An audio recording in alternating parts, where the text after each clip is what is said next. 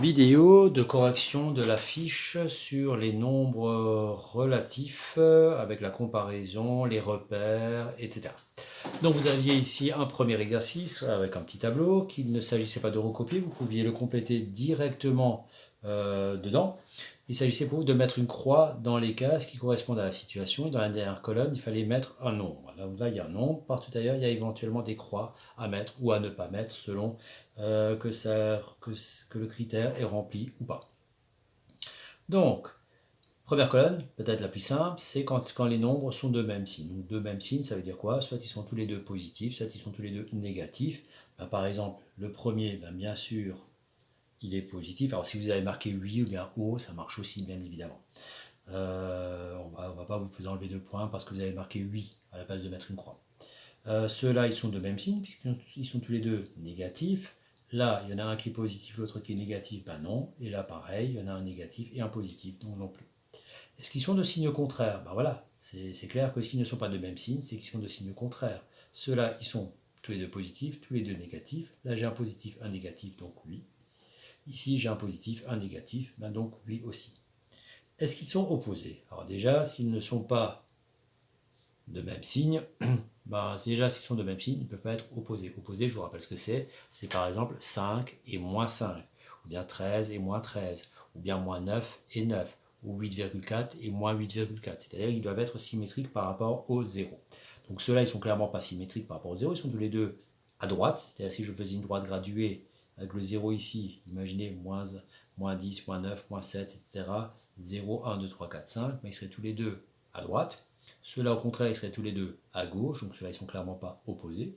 Ceux-là non plus, puisque moins 6 et 13, s'ils devaient être opposés, ce serait par exemple moins 6 et plus 6, ou bien moins 6 et 6, ou bien 13 et moins 13. Là, ils sont de signes contraires, mais ils ne sont pas opposés pour autant. Et là, pour les mêmes raisons, ils ne sont pas opposés non plus, puisque j'ai 8,4 et moins 7, alors que ça aurait dû être par exemple moins 8,4.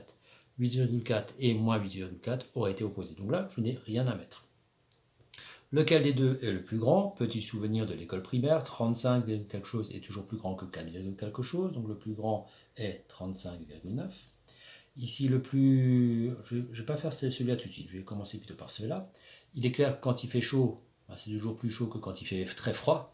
Voilà, donc ici c'est clairement le 13. Bien sûr, en compte en banque, il vaut mieux être à 13 euros qu'à moins 6.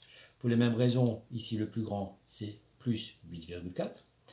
Par contre, quand les deux sont négatifs, j'espère que vous n'êtes pas trompé, ben, on ne va pas regarder lequel est le plus chaud, on va regarder lequel est le moins froid finalement. Donc, c'est-à-dire quelle dette est la moins importante. Il vaut mieux être à moins 9 qu'à moins 18. Moins 9, c'est pas génial, mais moins 18, c'est encore pire. Donc, ici, le plus grand, il n'est pas très grand, mais il est quand même plus grand que moins 18. Voilà. Donc, là, le barème est assez simple. Par colonne, vous avez un point. Donc, un point si vous avez ici tout juste, un point si vous avez tout juste, un point si vous avez tout juste ici, et un point si vous avez tout juste là. En fait, cette colonne-là, si quelqu'un qui ne répond pas du tout, ben, il a tout juste aussi. Donc, un point et vous perdez 0,5 points par erreur. Donc, quelqu'un qui commettrait ici une erreur, soit une croix en trop ou bien une croix qui manque, il n'a plus que 0,5 points, et dès lors qu'il y a 2 erreurs dans une colonne, il n'y a plus rien. Donc là, il est quand même très très très facile d'avoir 4 points ou 3 points et demi. Voilà, ça c'est, on va dire, cadeau quasiment. Classé dans l'ordre croissant. Dans l'ordre croissant, j'en ai combien? J'en ai 1, 2, 3, 4, 5, 6, 7 nombres. Alors, normalement, je devrais le faire sur une feuille. Je vous le fais directement sur le sujet. Ordre croissant, quand vous êtes en pleine croissance, vous êtes petit, vous devenez grand. Donc, je vais prendre du plus petit au plus grand. Donc, je vais regarder déjà, je vais un petit peu observer les nombres. Et je remarque ici, j'ai 3 nombres positifs et j'ai 4 nombres négatifs. Donc, déjà, il est clair que les 3 nombres positifs vont être plutôt vers là, ça va être les plus grands. Et les 4 nombres négatifs vont être vers là, c'est-à-dire ça va être les plus petits. Alors, quelque chose d'assez facile, c'est de classer les nombres positifs. 4, c'est bien sûr plus petit que 11, quelque chose, et parmi ces 11, quelque chose, le 11,2 est plus petit que le 11,4. Donc déjà, les 3 derniers, 4 est plus petit que 11,2, lui-même plus petit que 11,4, ça c'est facile. Vous avez le droit de les barrer, il n'y a absolument aucun souci. Maintenant, il me reste à classer les nombres négatifs. Et donc, je vais regarder, il faut un petit peu se méfier, lequel va être le plus froid. Le plus froid va être tout à fait vers là. J'ai moins 8, moins 2,9, moins 6 et moins 2,2. Ben, si c'était l'argent, celui qui est à moins 8, c'est lui qui aurait la plus grande dette. Donc moins 8, c'est le plus petit. Suivi du moins 6. Et maintenant, il faut que je fasse attention entre le moins 2,9 et le moins 2,2. Ben, moins 2,2 est plus proche du 0 que le moins 2,9. Lui, c'est presque moins 3, et lui, c'est presque le moins 2 finalement. Donc le moins 2,9 est plus petit que le moins 2. Donc voilà le bon ordre. J'ai bien 1, 2, 3, 4, 5, 6, 7 nombres. J'en avais bien 1, 2, 3, 4, 5, 6, 7 au départ. J'ai rien oublié. Donc là, c'est 3 points si vous avez tout juste. Quelqu'un qui fait l'ordre décroissant, il perd 1,5 point. C'est-à-dire, quelqu'un qui l'écrit dans cet ordre-là, 11,4, 11,2, 4, etc. En gros, il a interverti les deux. Il n'a plus qu'un point et demi. Et chaque erreur que vous commettez, vous perdez 1,5 point. Donc par exemple, si le moins 6, vous l'avez mis ici ou là, vous perdez 1,5 point. Donc quelqu'un qui fait 2 fautes, il n'a plus rien. Ça, on va dire que vous devriez vraiment le maîtriser, c'est rien de compliqué. Exercice numéro 3. Donc les 3 questions ici sont indépendantes. Il s'agissait pour vous de tracer une droite graduée d'unité 1 cm ou des grands carreaux. Ça, c'est à vous de voir ce que vous avez. Moi ici, j'ai des grands carreaux. Et il s'agissait pour vous de placer les points A, B, C et D d'abscisse respectives 5, moins 6, etc. Donc abscisse respective, ça veut dire que le A va correspondre au 5, le B va correspondre au moins 6, le C va correspondre au moins 1,9, etc. Donc je vais commencer par me tracer une droite graduée. J'observe un petit peu les nombres. Le plus grand, c'est-à-dire le nombre le plus positif, c'est 5. Donc je n'ai pas besoin d'aller jusqu'à 17. Je vais jusqu'à 5, ça suffira, jusqu'à 6. Le nombre le plus négatif qui soit, c'est moins 6,2. Donc je n'ai pas besoin d'aller très loin, ni à gauche, ni à droite. Après, si vous êtes allé plus loin, c'est pas dramatique. Mais par exemple, moins 7, ça suffit. Pas besoin d'aller jusqu'à moins 8, moins 9. Mais si vous l'avez fait, c'est pas grave. Moins 6, moins 5, moins 4, moins 3, moins 2, moins 1. Ici, j'ai mon fameux 0. 1, 2, 3, 4, 5. Je n'ai pas besoin d'aller plus loin. Oui, c'est pour plaisir. Je vais jusqu'au 6. Et j'aurais pu m'arrêter avant. Donc, je vais placer le point A d'abscisse 5. Alors, là, le point A d'abscisse 5, marquez bien la croix. A5 est faite. Écrivez A. C'est-à-dire, je ne veux pas voir ça. Souvent, ce que je vois, ce sont les choses suivantes. Alors, je vous en refais une, rapidement. Imaginez 0, 1, 2, 3, 4, 5. Je vois des choses comme ça. Ben là, je ne sais pas où est le point A exactement. Je sais qu'il est dans cette zone-là, mais est-ce qu'il est là, là, là ou là? C'est pas précis. Donc, quand vous faites ceci, faites votre croix. Marquez-la, que je sache exactement où se trouve le point A. A l'inverse, ne me faites pas non plus juste une croix ici. Parce que là, je ne sais pas de quel point il s'agit. Est-ce que c'est le point B, le point C, le point E? Il faut la croix et le nom du point. Donc, il faut vraiment les deux. Sinon, vous perdez des points. Donc, je reviens à ceci. Donc, ne tenez absolument plus compte de ce schéma-là. Je vais vous le barrer d'ailleurs. C'est vraiment celui-là qui va compter. Donc, le point A, je l'ai fait. Le point B, il est à moins 6. Aucun problème. Je visualise bien mon point avec la croix et j'écris que c'est le point B. Le point C, alors là, il ne faut pas se tromper. Le point C, c'est moins 1,9. Alors, moins 1, il est là. Et après, il faut imaginer que le moins 1, il continue. Moins 1, moins 1,1, moins 1,2, moins 1,3, etc. Le moins 1,9, je suis presque à moins 2. Imaginez que ce ne soit pas moins 1,9, mais que ce soit plus 1,9. Le 1 est ici. Le 1,9, il aurait été là. C'est-à-dire il aurait été juste avant le 2. Et je vais bien de la gauche vers la droite. Et quand c'est négatif, je fais la même chose, mais dans l'autre sens. Donc le moins 1,9, il est juste après le moins 2, puisqu'on le lit dans ce sens-là, ou avant, si on le lit dans ce sens-là, il est juste avant le moins 2 en le lisant de droite à gauche. Donc le point C, il est là. Donc là, à droite du moins 2. Le C, on l'a fait. Le D, il est à moins 6,2. Ben pareil, 6,2, sans le moins, il aurait été ici. C'est-à-dire, il aurait été 4, 5, 6. 6,2, il aurait été quelque part par là, un peu avant le milieu. Et bien, avec moins 6,2, c'est exactement le même principe. Moins 6,2, il va se trouver ici, avant le B, ici. Donc ça, c'est le point D. Donc il y a d'abord le point D. Si je le lis comme ça dans ce sens-là, il y a d'abord le D, Et juste à côté, il y a le B, puis le C, puis le A. Il nous reste le point E qui est à moins 3,5. 3,5 positif, il aurait été entre le 3 et le 4. Et bien, moins 3,5, c'est exactement le même principe, mais en négatif, en symétrique. Il aurait été au milieu du moins 4 et du moins 3, et ça, c'est mon point E. Et donc, voilà ce que vous auriez dû obtenir. Alors, moi, je l'ai fait, c'est avec des grands carreaux. Si vous l'avez fait avec deux petits carreaux à chaque fois, c'est rigoureusement la même chose. D'accord? Vous obtenez bien D, B, E, C, A. Le E entre le moins 4 et le moins 3, et ainsi de suite. Et donc là, vous auriez eu, pour le barème, on en parlera tout à l'heure. L'exercice 2, c'est le contraire.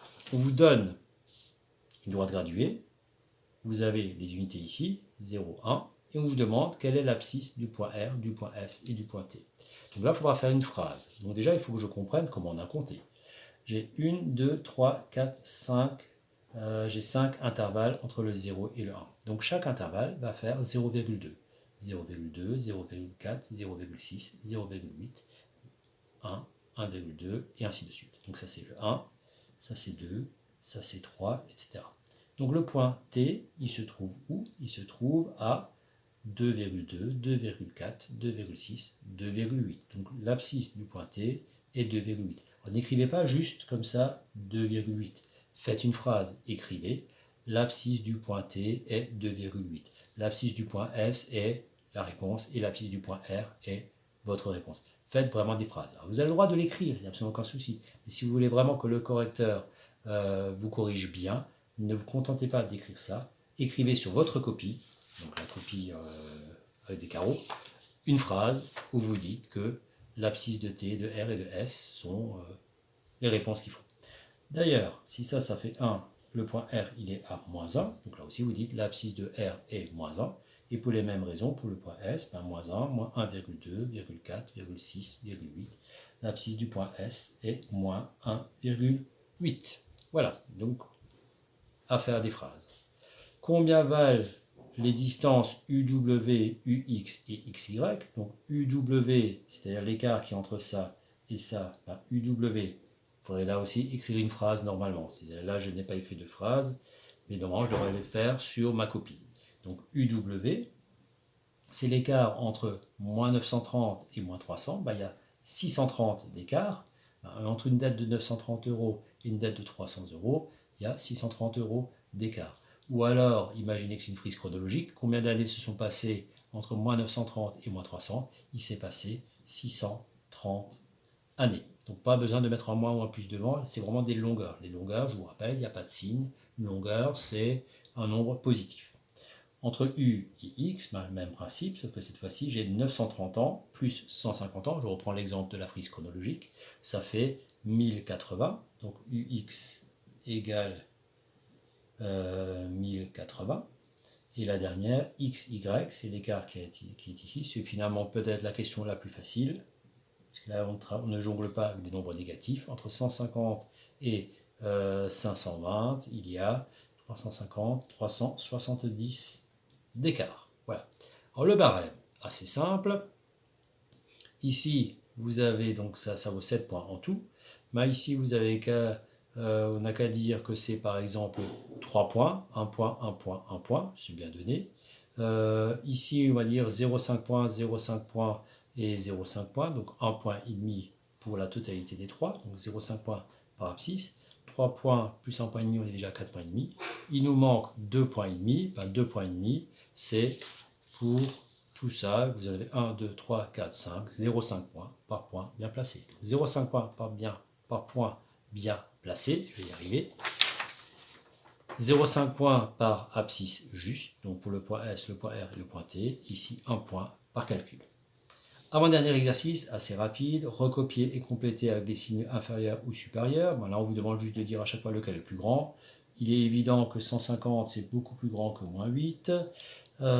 Ici, on va regarder le premier chiffre après la virgule. J'ai un 3, j'ai un 2, puisque la partie entière est la même. Donc c'est le 3 qui est le plus grand. Éventuellement, vous rajoutez un 0, 320, c'est plus grand que 79. Vous choisissez la méthode que vous voulez.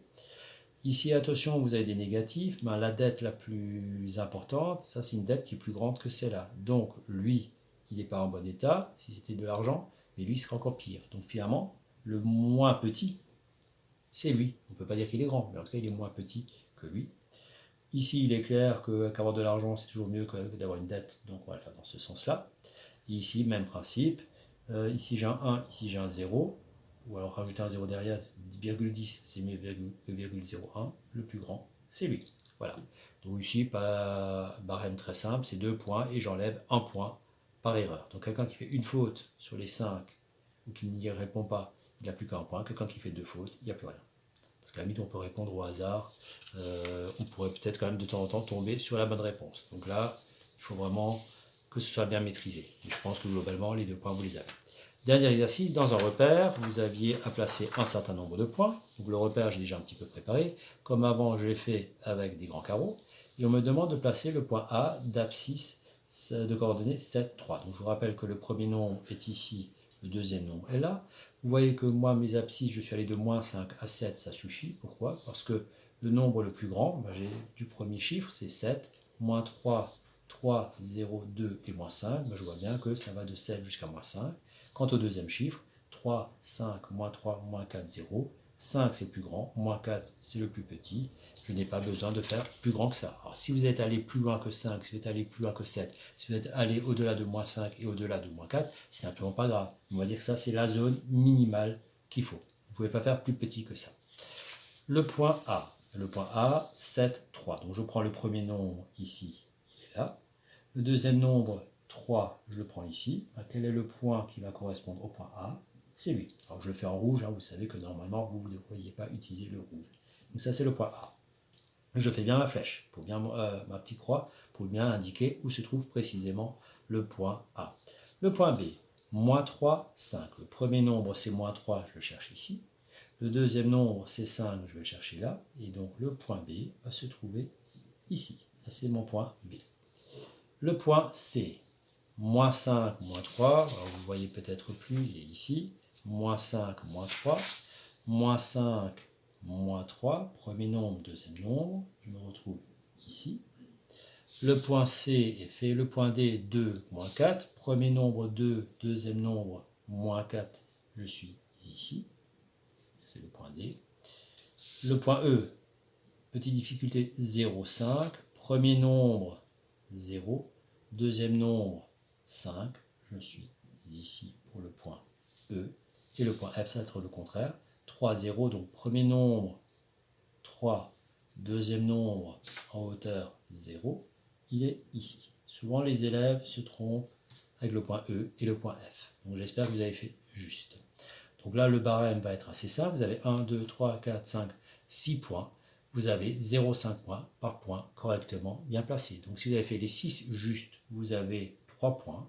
Imaginez que vous soyez trompé avec le point F, vous n'avez plus que 2 points et demi. Si vous vous êtes aussi trompé avec le point E, vous n'avez plus que 2 points, etc. Donc 0,5 points par point bien placé. Pour avoir le dernier point, il s'agissait pour vous de tracer le milieu du segment AB qu'on va appeler M, et on vous demande quelles sont les coordonnées de ce point M. Donc je vais tracer le segment AB, A et B est ici, donc à la règle. Je vais utiliser un crayon pour ça. Voilà. Très bien. On mesure la longueur et on fait diviser par 2. Donc je mesure la longueur 8, la moitié de 8 c'est 4. J'arrive ici. On me dit que ce point M, que ce point s'appelle M. Voilà, donc ça c'est mon point M, il se trouve ici. Donc là j'ai 0,5 points parce que j'ai tracé le milieu du segment AB. Donc 0,5 points si vous avez trouvé ce point-là, en le dessinant bien. Il faut quand même que je réponde à la question pour avoir le dernier 0,5 points qui me manque. Quelles sont les coordonnées du point M? Je vais regarder son premier nombre, c'est 2, son deuxième nombre, c'est 4. Donc je vais écrire les coordonnées de M sont, donc les coordonnées du point M, alors j'écris grand pour que vous puissiez le lire, du point M sont 2, point virgule 4. Voilà, donc premier nombre 2, deuxième nombre 4.